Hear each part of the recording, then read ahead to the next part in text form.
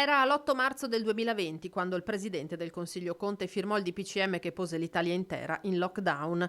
Un anno di pandemia che ha visto in prima linea, negli ospedali, innanzitutto le donne. Nell'ULSS 2 Marca Trevigiana sono 7.156, il 76% del personale, tra medici, infermiere, operatrici sanitarie.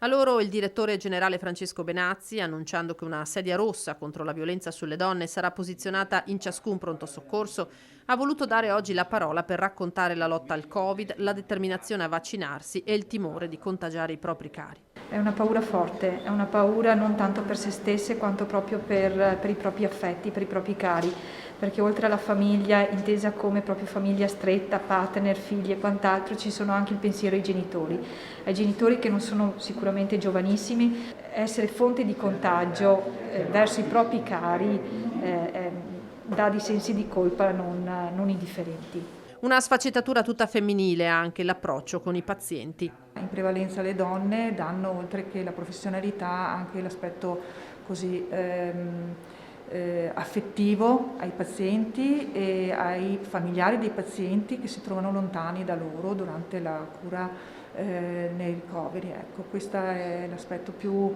importante che è emerso nelle varie realtà organizzative. Donne della sanità che non rinunciano, malgrado le difficoltà, le tante ore trascorse in reparto, le mascherine che segnano il viso, a rimanere se stesse.